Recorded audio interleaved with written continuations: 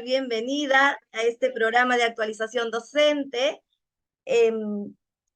liderazgo e innovación en el área de educación religiosa y la pastoral educativa para el buen desempeño docente, ¿no? Ese buen desempeño docente que realmente nos genera grandes desafíos, pero que sin embargo estamos siempre a la vanguardia, siguiendo todas estas propuestas.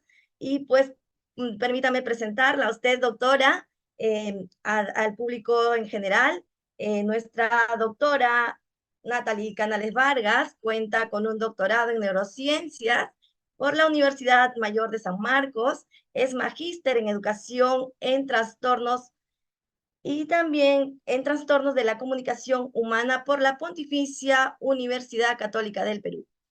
Cuenta con estudios concluidos en maestría de gestión y políticas para el desarrollo infantil temprano, también en la Pontificia Universidad Católica del Perú. Cuenta con especializaciones muy interesantes respecto a la formación magisterial, en atención a niños menores de 3 años, en currículo y metodología en el nivel inicial. Así también cuenta con una especialización en estimulación prenatal. Es licenciada en educación y realmente tiene toda una experticia profesional. Ha desempeñado también en roles de capacitadora y acompañante pedagógica, es docente de pregrado y posgrado en algunas universidades, consultora y capacitadora en empresas con estudios de coaching empresarial y personalizado en Colombia y coaching para equipos. Ella es nuestra flamante ponente invitada,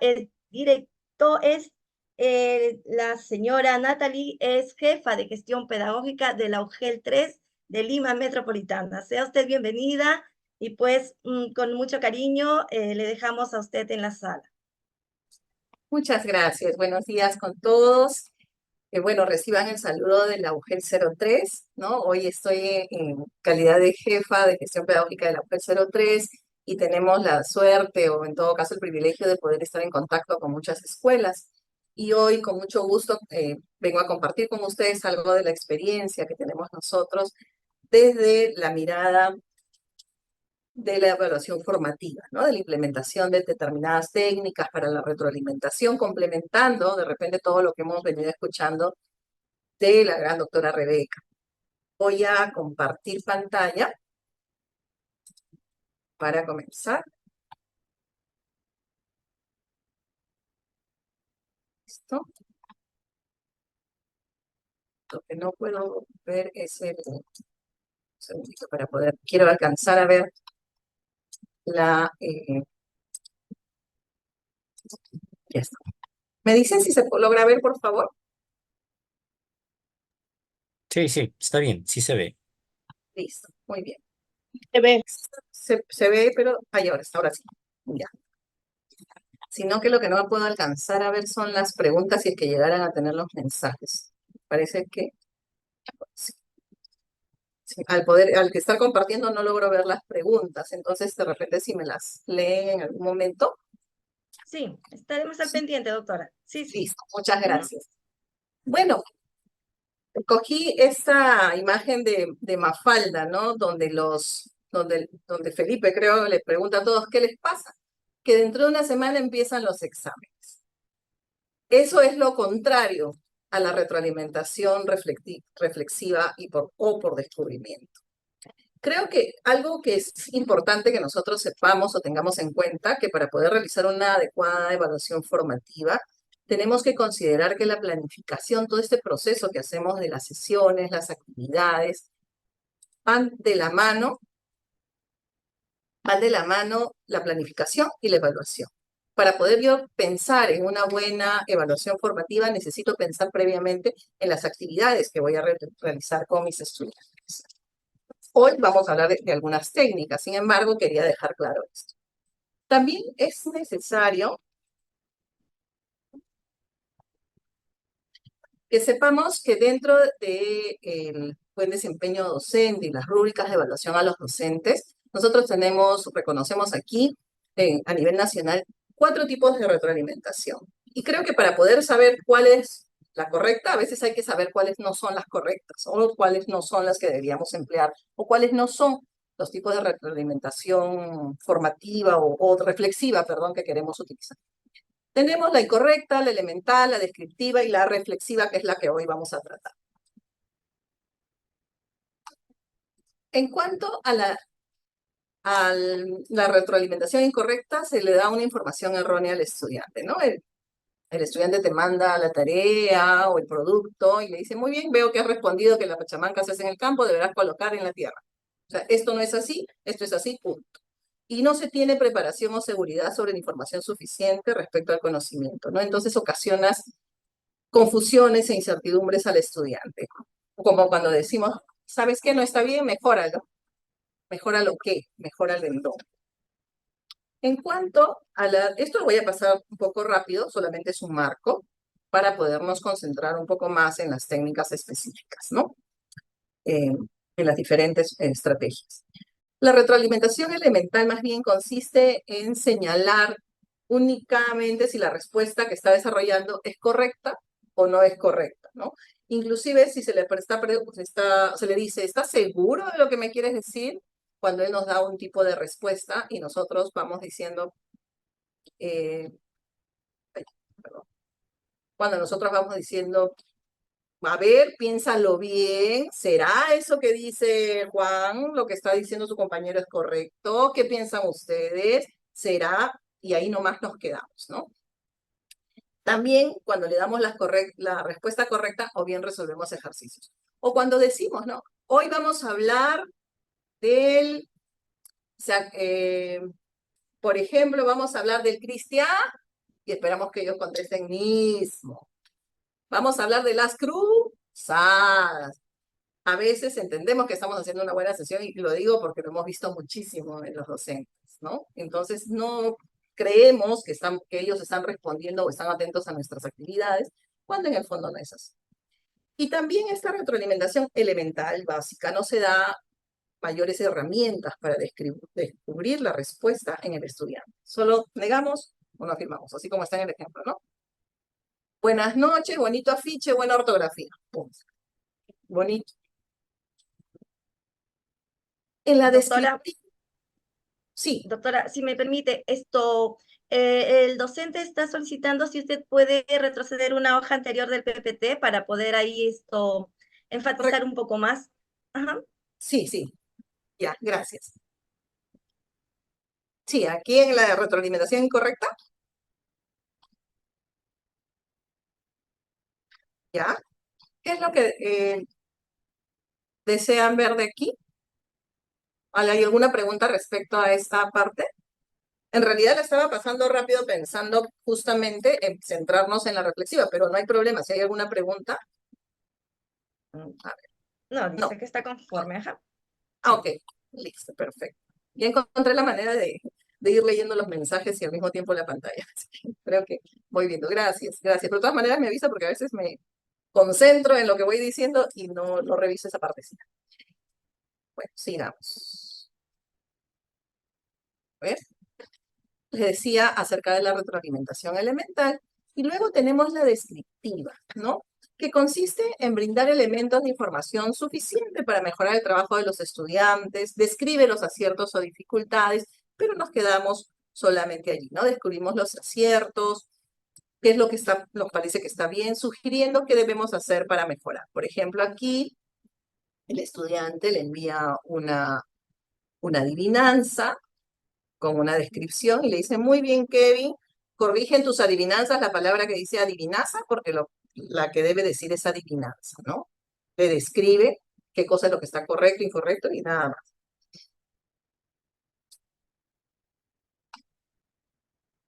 Y luego tenemos la que nos trae hoy día a esta reunión, la retroalimentación reflexiva por descubrimiento, que es la ideal y sobre la que también nuestra norma de evaluación en la 094, que ya tiene algunos años con nosotros, es la que se nos pide desde el Ministerio de Educación a nivel nacional, ¿no? La 094-2020 del Ministerio de Educación. Aquí lo fundamental es guiar a nuestros estudiantes para que ellos puedan aprender de manera autónoma, lleguen a esa autonomía en algún momento y va guiando el docente este análisis para encontrar por ellos mismos esa solución. Más adelante yo les voy a mostrar algunos ejemplos, ¿no? Porque ya hemos tenido una parte teórica. Y ellos tienen que encontrar, cada uno de ellos, la solución, pero basados también en la forma que tiene cada uno de aprender. En la exposición anterior yo observaba una pregunta que decían por ahí, ¿cómo hago con la inclusión? En realidad, este tipo de retroalimentación reflexiva está muy relacionada a este tema de inclusión, puesto que va a buscar evaluar a nuestro estudiante de una forma que se ajuste a las necesidades de cada uno de ellos. Y ese es precisamente el reto que tenemos como maestros. Hay algunas palabras clave que nosotros vamos a tener que siempre tener en cuenta. Todo este tiempo vamos a ir escuchando de manera reiterativa algunas palabras, ¿no? Autoevaluación, retroalimentación, autonomía, autorregulación, reflexión del docente en las dimensiones tanto a nivel organizativo de cómo organiza él la información que él va a ir adquiriendo, de la dimensión cognitiva, que es lo que aprende y cómo él hace sus propios análisis de aprendizaje, porque yo además como estudiante tengo que saber cómo aprendo, ¿no? De repente yo soy una persona que aprende más escuchando videos, que por ejemplo es en mi caso.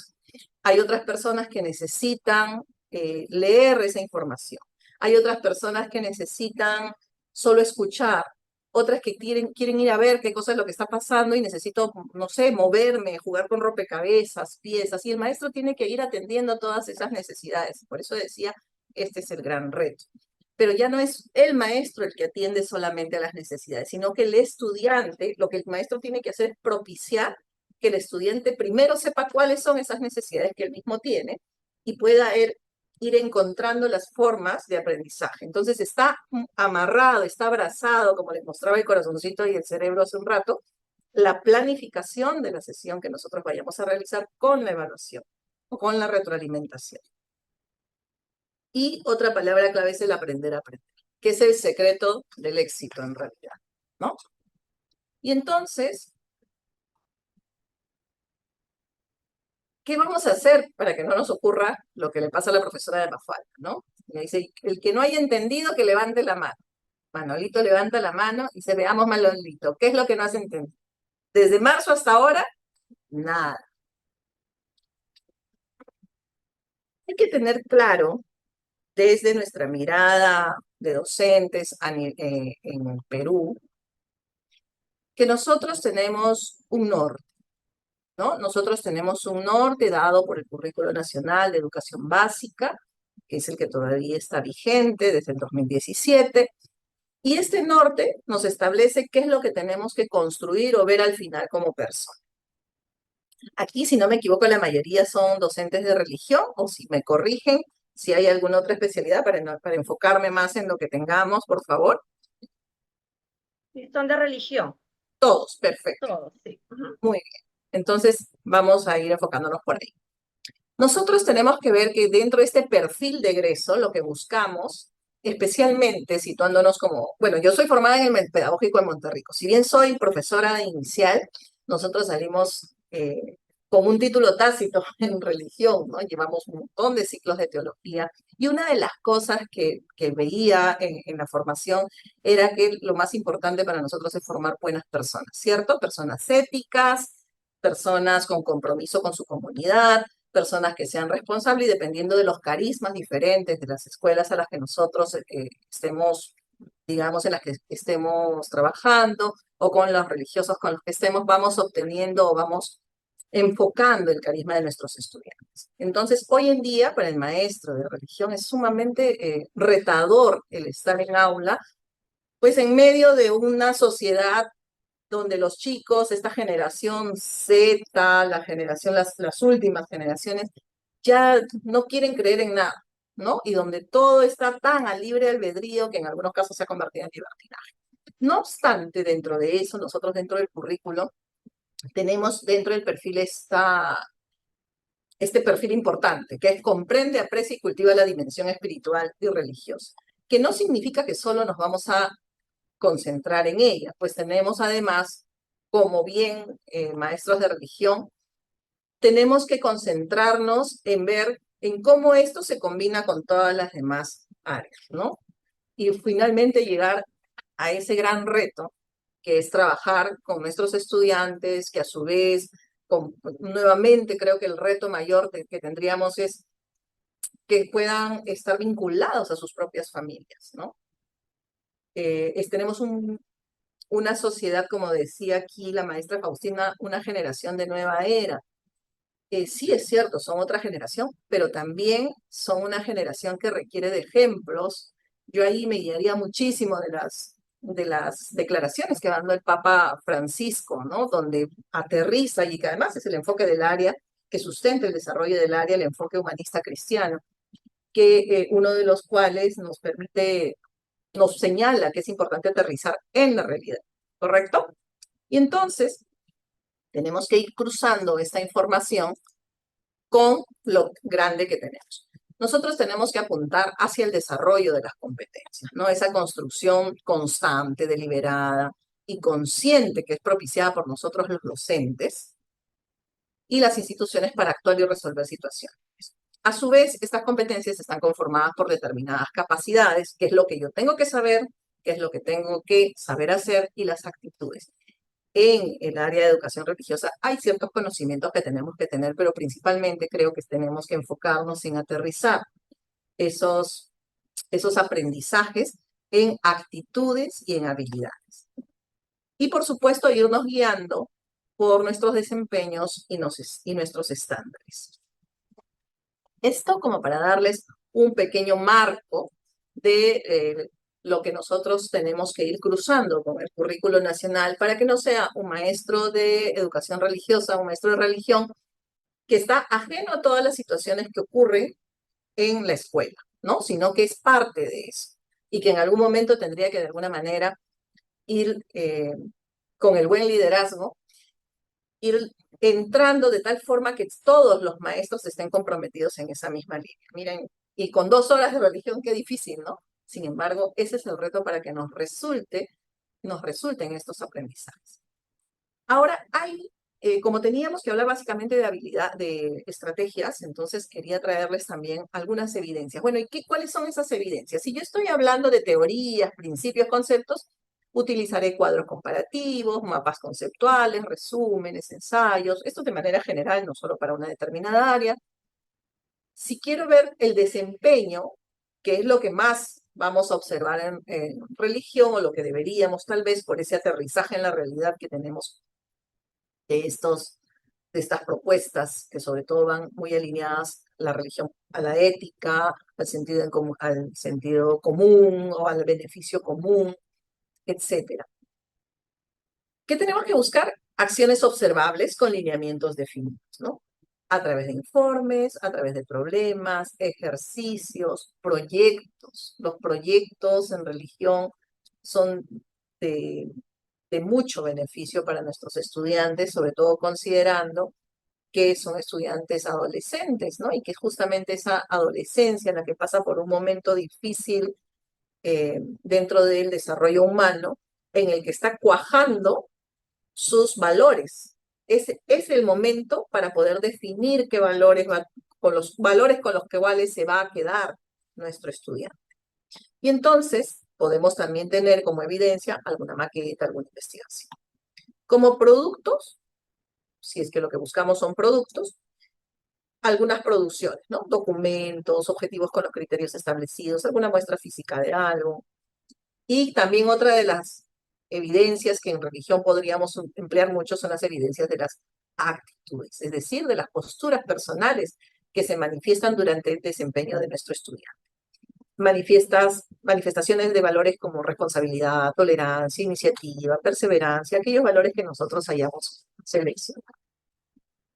Cuando yo me doy cuenta que mi estudiante está aprendiendo, cuando él puede explicar con sus propias palabras, cuando él puede establecer relaciones y conexiones, cuando él puede decir, esto ya entendí, esto tiene que ver con tal cosa, con lo que de repente está aprendiendo incluso en los otros cursos, en las otras áreas, que es lo ideal, ¿no? Para poder hablar de una religión.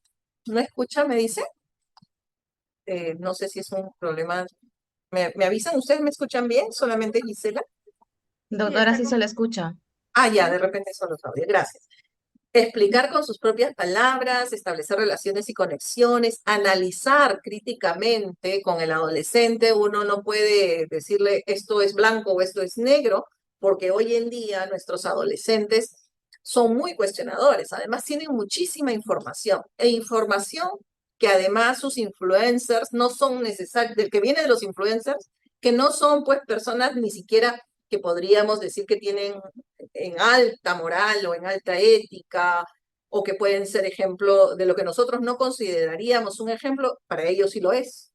Entonces allí hay que formar justamente este sentido crítico, ¿no? Y este tipo de retroalimentación nos ayuda a eso, pues nos hace cuestionar a través de preguntas que nosotros vamos haciendo al estudiante aquí. El arte de preguntar es el secreto del éxito, ¿no? ¿Qué preguntas le voy a ir haciendo yo a mi adolescente, a mi estudiante? También aprende cuando es capaz de citar, como decía tal, como decía aquel, como decía fulano. Enseñarle a los otros, dar un ejemplo, formular preguntas, resolver un problema, hacer experimentos y transferir el conocimiento. Es decir, aquello que aprendí en el aula lo transfiero a otra situación de mi vida. Y es ahí cuando yo puedo decir que este estudiante se está convirtiendo en un estudiante competente. Y bueno, entonces ya les había mostrado la retroalimentación reflexiva por descubrimiento. Todo es cuestión de preguntar. Las preguntas que nunca nos van a ayudar son aquellas que nos llevan a decir sí o no, ¿no? Porque son preguntas convergentes. Nosotros tenemos que buscar la divergencia, el pensamiento más amplio y el fortalecer ese sentido crítico. Entonces, ¿qué opinas de lo que se acaba de decir? ¿Podrías añadir algo? ¿Cómo estarías de acuerdo o en desacuerdo con lo que acabamos de ver? ¿Por qué crees que esto es así? ¿Cómo podríamos verificar que esto es así? Hace un momento hemos visto a la doctora Rebeca Nijovic, ¿no? Quien tiene un tipo de estrategia ya establecida tanto en sus conferencias como en los textos sobre los que ella ha escrito, y señala que hay que ofrecer primero las preguntas de las que habíamos hablado. Con estas preguntas lo que yo tengo que buscar son el desarrollo de las habilidades metacognitivas, es decir, despertar en el estudiante lo que les decía al comienzo, ¿no? Cómo aprende, cuáles son esas fortalezas y cuáles son sus debilidades, qué es lo que él es capaz de entender y cómo lo entiende.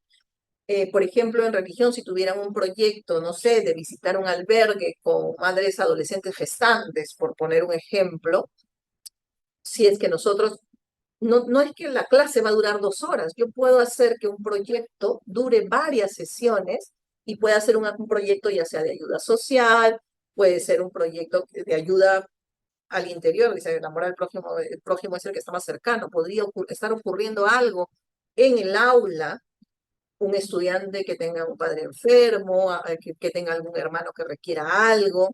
Y justamente nosotros estamos ahí para detectar con mucha habilidad de observación el qué es lo que está pasando. Podría iniciar yo una de mis planificaciones con un proyecto preguntándole cuáles son las situaciones que más afectan a la vida de los estudiantes en este momento, seleccionar alguno, y a partir de ello generar una situación, una experiencia de aprendizaje que luego me permita generar interés en ellos. Porque imagínense que sea una experiencia aburrida en la que yo le esté dando teoría, y ya sabemos que la religión no es estar teoría, sino básicamente es la realidad de acuerdo a este enfoque humanista cristiano. Entonces, nuestro estudiante le puedo preguntar, bueno, ¿y qué aprendiste? Nada. ¿Qué te parece? Bueno, ¿no? Por eso les decía que la planificación y la evaluación van de la mano. Mientras que si le genero acciones relacionadas a su propio desarrollo de adolescente, voy a tener mejores posibilidades de que él descubra qué es lo que aprendí, cómo aprende y qué es lo que voy aprendiendo. Y cuáles son esas fortalezas y debilidades que él puede utilizar para aprender. Luego, como otra estrategia, es detallar ese aprendizaje, ese trabajo del estudiante, ¿no? Es como devolver en espejo, porque también es una forma de entendernos, de comunicarnos, de decir, ah, ok, lo que tú me has presentado entonces es tu argumento en contra del aborto, por ejemplo, ¿no? Entonces tú me has presentado este argumento. Entonces lo que tú quieres decir es que la razón principal es tal y tal cosa. Es decir, yo tengo que devolver en espejo para darle la oportunidad también a que él me diga, no, eso no es lo que yo quise decir, yo me refería a esto. Porque recuerden que estamos con estudiantes en formación, entonces la posibilidad de que haya escrito una cosa por otra existe, ¿no? Y también la posibilidad de que haya redactado mal y yo no lo haya podido entender. Entonces es sumamente importante, primero, que él descubra cuáles son esas fortalezas que él tiene, cómo va aprendiendo, qué es lo que él cree que va aprendiendo y cómo es que entra en él todos estos aprendizajes y el desarrollo de las habilidades que yo haya decidido planificar. Y luego, por supuesto, en función de las necesidades de ellos. Luego, detallo, luego reconozco el avance y logro del estudiante. Por muchos años, los maestros, no me refiero a religión, sino a todos, los maestros era como, su niño, sí, todo muy bien, es un excelente estudiante, pero, ¿no? Tenemos que quitarlos en una retroalimentación de esta naturaleza, el pero, sino más bien el buscar, reconocer cuáles son esos avances y logros, ¿no? Yo creo que ahora este estudiante ha logrado, por ejemplo, antes no parecía que no le importaba nada, de pronto le importa. Yo tengo que resaltar aquello que veo, lo mínimo. Uno, porque de esta manera yo voy generando un lazo, un vínculo. Creo que es sumamente importante y transversal a toda esta diapositiva, yo podría decir, la generación de ese vínculo. Y también lo dice Rebeca Anichukowicz, ¿no? El generar ese vínculo. Imagínense, ustedes no me conocen, yo no los conozco y de pronto les diga que hagan un comentario aquí en el chat y yo vaya con un comentario y diga, bueno, por ejemplo, el maestro Juan José acaba de decir tal cosa. Mire, maestro, esa pregunta no debería ser así. El maestro va a decir, ¿qué le pasó? ¿Quién es ella para decirme todo esto? Porque previamente yo lo que tengo que buscar, si hay una mala retroalimentación, yo genero un rechazo, genero una pared. Y precisamente para poder hacer una retroalimentación más efectiva, una retroalimentación reflexiva efectiva, yo tengo que buscar no generar el rechazo, especialmente si estoy hablando de nuestros adolescentes en la clase con mayor razón de rechazo, ¿no? Entonces, al contrario, buscar cuál es ese avance que ha tenido nuestro estudiante respecto a lo que sea que estemos trabajando y motivarlo, ya que todo impacta sobre la autoestima del estudiante, valorando aquello que él ha podido presentar. Y, por supuesto, como diría también Vygotsky, dando andamiaje y haciendo crecer esos aprendizajes, ¿no? Ofrecer sugerencias a los estudiantes. Se contribuye con esto a reducir la brecha en el estado inicial y los objetivos del aprendizaje. Esto es lo que está relacionado a lo que nosotros conocemos desde la teoría de Vygotsky, ¿no? Perdón, lo que suena es el aire acondicionado. Reconocer qué es lo que nosotros, hacia dónde queremos ir. Entonces, si mi estudiante está dentro del estándar, dentro de lo que yo me he planteado en un nivel 1, pero yo necesito que llegue al nivel 5, entonces sé que estoy con el nivel 1 en ellos, bueno, muy bien, voy avanzando poco a poco al nivel 2 a partir de reconocer lo bueno que él ha hecho y decir, muy bien, ahora vamos a hacer esto de aquí, ¿no? Y vamos creciendo, porque nosotros somos maestros. No solamente estamos para describir lo que él está haciendo, sino para ayudarlo a avanzar. Por ejemplo, aquí hay un ejemplo, ¿no? Este es un ejemplo en relación adecuada entre las acciones motrices y las habilidades más específicas. Le dice, buen día, Elena, ¿cómo has estado? Me da mucho escucharte. Bueno, te llamaba para conversar un poco sobre la evidencia que me enviaste. ¿Qué te parece si lo revisamos juntos?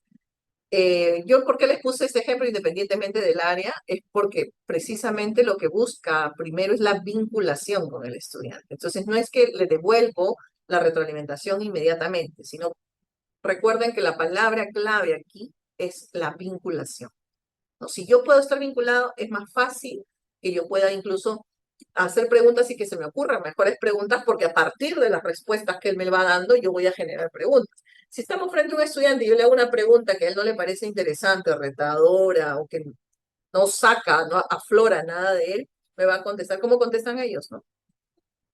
Bueno, a nada. Sí, pues, ¿cómo lo hiciste?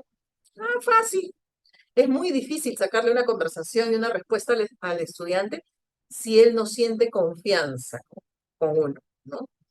Y creo que ese es el mayor reto, el primer paso para poder hacer una evaluación o una reflexión, porque las preguntas están escritas por todos lados, pero si yo no he logrado esa vinculación con mi estudiante va a ser muy difícil. Luego, como les decía en el ejemplo anterior, ofrecer preguntas, ¿no? Me parece muy interesante tu trabajo, pero quiero saber algo más, ¿no? ¿Cómo lo hiciste? ¿Lo hiciste sola? ¿Quién te apoyó? ¿Qué materiales utilizaste? Luego viene el ofrecer las sugerencias. Ahora observo ese gráfico que has presentado y qué diferencias encuentras.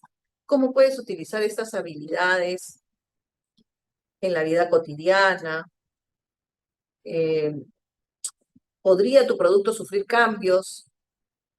Pero, por ejemplo, qué cambios podrías hacer? Se me ocurre que podrías manejar tales y tales cambios para poder tener una variedad y luego ofrecer el andamiaje que les decía, que es lo que me va a permitir que él pueda avanzar en los aprendizajes hacia el norte, que es como una escalera en los aprendizajes, ¿no? Es como avanzar de nivel para que él pueda alcanzar el nivel que yo espero, a que él acceda de acuerdo al grado, a la edad y a lo que yo me estoy proponiendo como docente. Y entonces le pregunto, te voy a pedir que hagas tal cosa, qué sucede, qué sensación experimentaste, qué pasaría si hacemos esto o aquello, y generar otras experiencias para que aquel aprendizaje que en su momento él consideró el estudiante que aprendió, pues yo pueda evaluar con él y que de él mismo, de él o ella misma salga aquello que él necesita mejorar, ¿no? Y bueno, finalmente, pues me dio mucho gusto hablar contigo. Espero que te haya servido para concretar mejor tu trabajo. Aquí estoy para ayudarte. Cualquier duda, no te olvides, aquí estoy contigo, ¿no? Ah, preguntas. Pero también no solamente tenemos algunas de Anikovich, también tenemos aquí a Daniel Wilson, que es creador de Proyecto Cero, realmente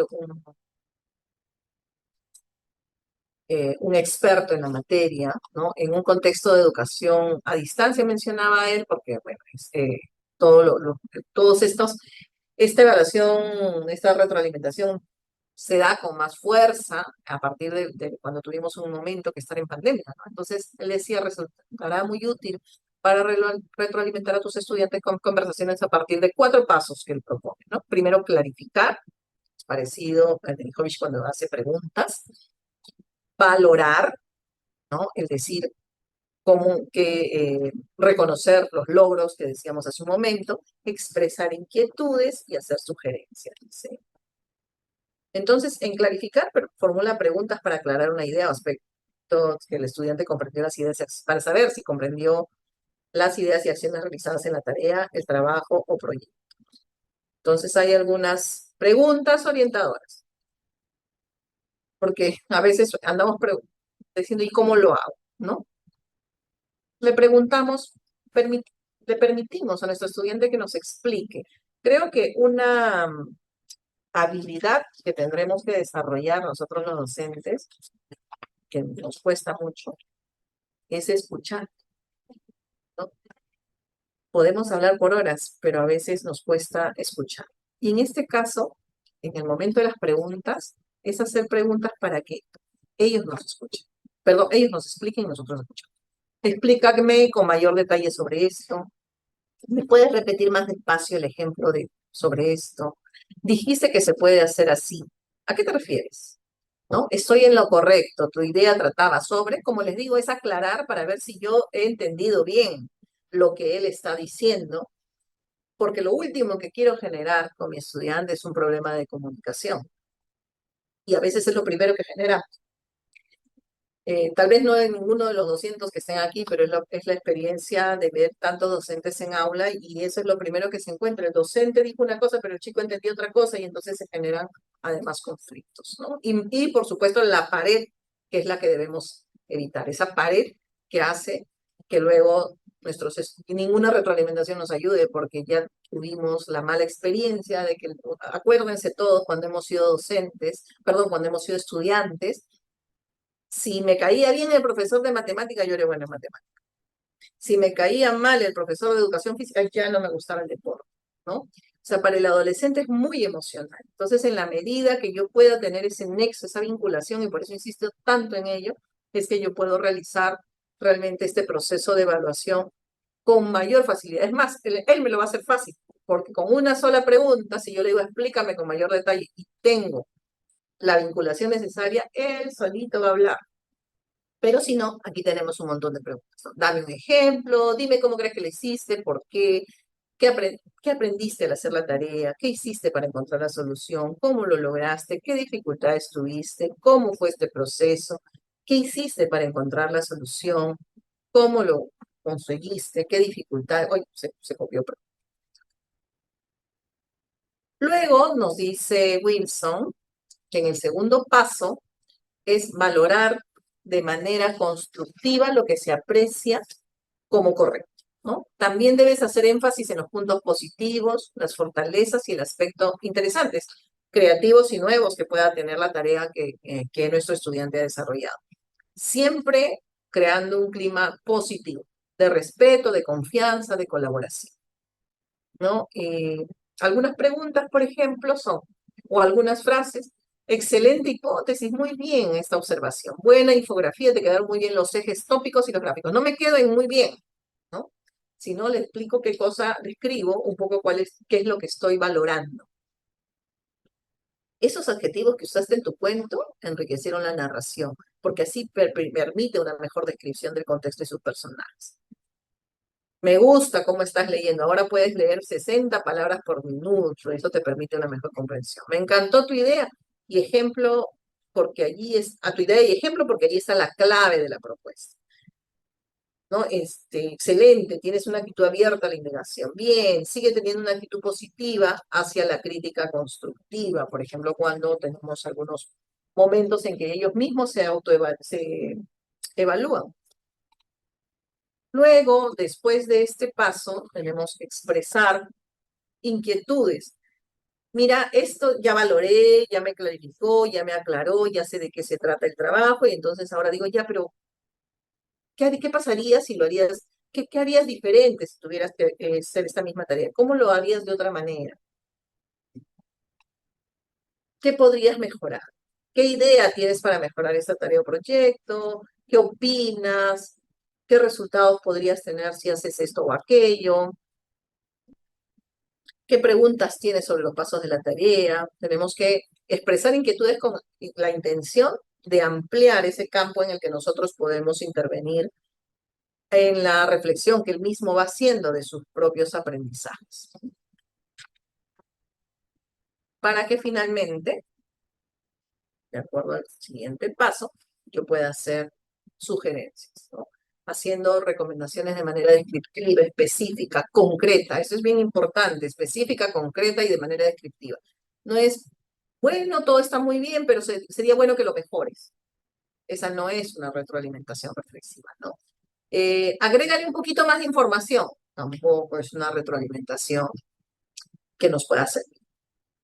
Si no, yo directamente, la próxima semana necesito que pienses en en más argumentos para ir en contra de esta postura o a favor de esta postura, por ejemplo, ¿no?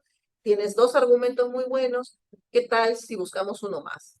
Estás mejorando en realizar esta tarea, pero ahora vas a hacer tal cosa. Como recuerden que mi finalidad como docente es que suba la escalera este estudiante, ¿no? De donde está, hacerlo subir. Veo que avanzas, pero aquí vamos a realizar una siguiente recomendación. Ya lograste esta tarea o competencia, solo falta que regules un poquito más. Recién, a veces, es importante entender que estas sugerencias es el último paso. Primero me vinculé, primero le pregunté, me aseguré de que yo haya como maestro entendido qué es lo que él trataba de querer, de decir, qué es lo que él quería representar con su trabajo. Recién hago sugerencias al final. Pero como buenos maestros, nosotros ahí tenemos que quitarnos ese chip que hemos tenido por muchos años, ¿no? El maestro, el docente, el que lo sabe todo. Entonces voy de frente, Ah, ya, está muy bien, ya, listo. Ahora, por favor, agréguenle tal cosa, ¿no? A veces uno dice, no, el tiempo me gana, sí, pero si queremos hacer una retroalimentación correcta, una retroalimentación reflexiva y que más adelante nuestro estudiante sepa, aprenda a aprender y pueda ser un estudiante, un ser crítico que aporte a la sociedad, entonces tengo que darle el tiempo de lo primero, ¿no? Este es el último paso, no es el primero. Y eso es bien importante que lo resaltemos con todos los colores que tengamos. Y bueno, también podemos decir, veo que avanzas, acaba una recomendación, ahora regula un poquito más por acá, te quedó muy bien, solo falta mejorar esto, te felicito, cada vez estás haciendo mejor trabajo, se puede desarrollar más ideas. Todavía vemos en los colegios que a veces la opinión que tienen o los comentarios que tienen los docentes en las libretas, en los informes de progreso, dicen, ¿no? Eh, Mari es una excelente estudiante, sigue mejorando, Mari. ¿No? Recuerda ponerle más énfasis a matemáticas, o recuerda ponerle más énfasis. Entonces, a Mari no le han dicho nada más que es buena, pero no le han dicho ni para qué, ni por qué, ni en qué. Pero básicamente le están diciendo, pero no te olvides de que tu falencia es matemática. Uno de los grandes secretos también como un tip importante es mirar para qué es bueno mi estudiante, qué está haciendo de bueno. Por ahí tengo que comenzar. Si bien es cierto, no era lo que íbamos a tratar, pero les quería dejar este cuadrito que me pareció bastante interesante, que nosotros trabajamos mucho con los maestros, ¿no? Dentro de las técnicas, que están un poco amarradas unas con otras. En las técnicas, por ejemplo, si se trata de observación, que es una de las cosas que yo voy a emplear muchísimo en el área de religión, ¿qué cosa quiero observar? Conocimientos, habilidades y valores, ¿no? Para esto puedo hacer una guía de observación. Esta guía de observación la puedo trabajar yo como maestra, ir observando a mis estudiantes y haciendo mis checks. O también puedo tener una guía de observación para que entre ellos se observen entre pares. Uno dice, pero si tengo 10 secciones o 8 secciones y tengo 200 estudiantes, ¿cómo hago? Ahí es muy útil que ellos se evalúen entre ellos. Mientras que yo tenga definido claramente qué es lo que debe ir en la guía de observación, me tome el tiempo de conversar con ellos de a qué se refiere cada uno de los acápites. Ya en un siguiente nivel, como dirían, otro level sería que los chicos mismos construyan esa guía, ¿no? ¿Cómo vamos a observar que una persona ha alcanzado, por ejemplo, el conocer a Dios y asumir su identidad religiosa como persona libre y trascendente? ¿Cómo vamos a reflejar eso? Y que ellos hagan propuestas. Obviamente no lo voy a alcanzar en una clase, pero podría tener una guía de observación inicialmente construida por mí y luego que ellos mismos observen. Y ya, muy bien, yo observo este grupo, el grupo 1 observa grupo 2 observa grupo 1 y luego cruzamos información y debatimos. Esto sirve para poder, las guías de observación, para ver conocimientos, habilidades, actitudes y valores. Si se dan cuenta, en observación tenemos varios instrumentos, ¿no? Un registro anecdótico, el diario de clases, el diario de trabajo y la escala de actitudes. Para yo ver el desempeño de los estudiantes, podría verlo a través de preguntas sobre el procedimiento, cuadernos, organizadores gráficos. El análisis del desempeño a través de portafolios, rúbricas, listas de cotejo. Yo les sugiero que le tomen una fotito a este cuadro porque realmente les puede ayudar muchísimo para ver qué tipo de instrumento podrían ustedes utilizar en cada uno. Además de estas estrategias que les he mencionado, tanto de Rebecca Nijovic como de Wilson, hay que tener en cuenta, ¿no? Tener en cuenta énfasis en los aspectos, siempre hacer énfasis en los aspectos positivos. Luego ser pertinentes. Los adolescentes están haciendo un trabajo en grupo, pero no se ponen de acuerdo y yo llego con mis sugerencias, imagínate, ¿no? Entonces, también tengo que encontrar el momento preciso. Luego, atender las necesidades individuales. María no es lo mismo que Natalie, Natalie no es lo mismo que Roger, que María Fe, que Adrián. Tener preguntas de guía al principio, ¿no? Reuniones personalizadas, si es que se requiere y ojalá podamos porque es lo ideal. Habilidad o conocimiento específico, cuaderno de progreso, tomar notas, lenguaje corporal, detalles. El lenguaje corporal dice mucho. Si yo voy brazos cruzados y le digo, qué bien, me gusta tu trabajo, obviamente se nota que no estoy con apertura. detalles, mirar el detalle, reconocimiento genuino, ¿no? No es que maravilloso tu trabajo si no sabemos que no está maravilloso. El feedback entre compañeros, en especial en adolescentes, es fundamental, ¿no? Segundas opiniones, opina el grupo 1 del trabajo que ha hecho el grupo 2, pero también podría opinar el grupo 3 y entonces generar ahí una suerte de debate, porque recuerden que lo que tenemos que buscar es ese análisis crítico, ¿no? Que ellos puedan, no crítico, sino crítico, y los comentarios, tomar muy en cuenta los comentarios de los estudiantes. Este es otro ejemplo de registro descriptivo para el docente. Describo qué es lo que hemos observado de cada uno de los alumnos, ¿no? Yo tengo mi lista, describo, interpreto. Es una rúbrica individual para que él vaya manejando determinados aprendizajes y él pueda decir, por ejemplo, una exposición, si hablé, si tuve el volumen adecuado, la postura, el contenido. Esta es una rúbrica para grupos que miden determinadas actitudes, por ejemplo, el trabajo en equipo. Si todo el mundo trabaja, algunos, otros solo trabajan una o dos personas, si nos ayudamos, si todos nos ayudamos para trabajar, si algunos no ayudan a los compañeros, si nos peleamos para poder evaluar no solamente mi desempeño, sino el de mi equipo, si nos divertimos, si nos hemos divertido haciendo la tarea, si nos hemos divertido haciendo la tarea, si todo el mundo se divierte igual, si nos hemos aburrido en el trabajo en grupo, ¿no? Algunos modelos como estos también, donde él entrevista a sus compañeros y pone las opiniones de cada uno. En realidad, las posibilidades son infinitas. No existe algo, una camisa de fuerza, porque va a depender mucho de cómo es el grupo de mis estudiantes, de cuáles son sus propias necesidades. Igual hay algunas listas de cotejo por estudiante, aunque también pueden ser, por ejemplo, si utilizó la bibliografía recomendada, si muestra en profundidad en el análisis, de acuerdo a los criterios que yo haya establecido como docente y como les decía, el nivel más alto es que los haya podido establecer con ellos mismos, ¿no? Les he dejado algunos links de referencia, en especial si ustedes quieren profundizar, por ejemplo, sobre evaluación formativa. Nosotros en la UGEL 3, en estos dos últimos links, van a encontrar, hace 2 últimos años, cuando ha sido esto en pandemia, hicimos un curso que se llamaba Planificar y Evaluar para Aprender. En ese link tenemos se llama un canal de YouTube que se llama Agebre UGEL 03. Y no solamente está el curso de planificar y evaluar para aprender, que tiene muchísimo material, en verdad fueron más de 10 sesiones, he tratado un poco de sintetizar, dejándoles estas palabras clave, ¿no? Estas palabras clave en la evaluación formativa. Y sí, el material se los envío, no se preocupe.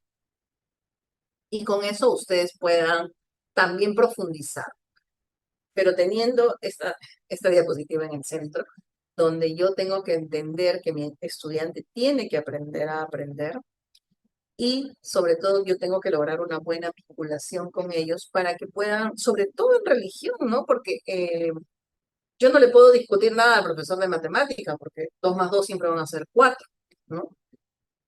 Igual hay algunos conceptos que ya están dados porque son teóricos, pero la religión no es teoría. Si bien podemos tener ciertos efectos históricos, ¿no? O poder recordar algunas situaciones históricas, pero básicamente no es teoría. Lo que busca este enfoque que desarrolle las competencias del área de educación religiosa es tener una mejor sociedad, ¿no? Y si lo miramos desde las neurociencias, también corresponde. Es decir, la ciencia no se opone a lo que hoy está pasando, a lo que es la religión, ¿no? Por las neurociencias también buscan una mejor sociedad.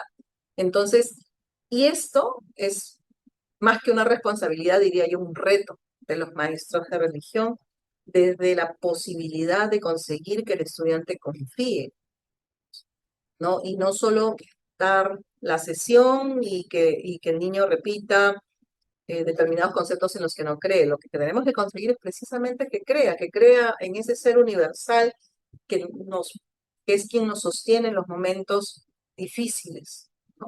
Que es en los momentos que nos ayude incluso a ser resilientes. Y por eso les decía al comienzo, no podemos aislar la religión de todo lo que va pasando en el mundo. Por ejemplo, sabemos que en cualquier momento hay un terremoto, hace poco